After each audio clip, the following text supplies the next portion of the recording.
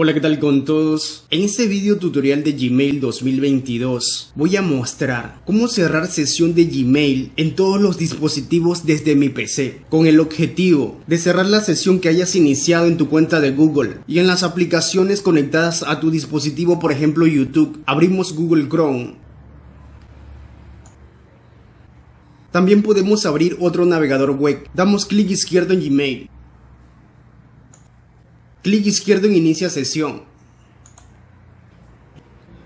Aquí escribimos nuestro correo electrónico o teléfono. Escribo mi correo electrónico.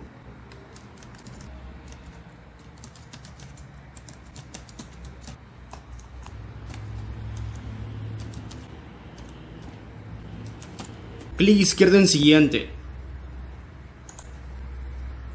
Escribimos nuestra contraseña. Escribo mi contraseña.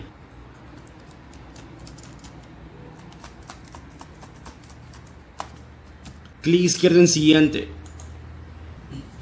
Verificación en 2 pasos. Si tienen activada la verificación en 2 pasos, entonces en su celular le va a llegar una notificación y se le debe dar sí. Si la notificación no llega, entonces en la parte de abajo se da clic izquierdo en Probar otra manera y clic izquierdo en Recibe un código de verificación en el número.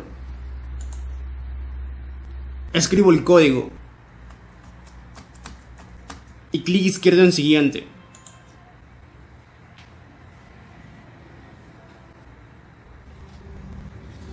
Damos clic izquierdo en Google Ads.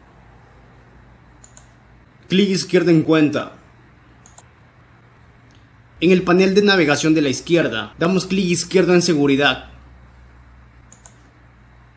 Buscamos hacia abajo el panel Tus dispositivos. Y damos clic izquierdo en Gestionar dispositivos. Aquí están los dispositivos donde hemos iniciado sesión con una cuenta de Google. Damos clic izquierdo en los 3 puntos que están en el dispositivo que queremos cerrar sesión y clic izquierdo en Cerrar sesión.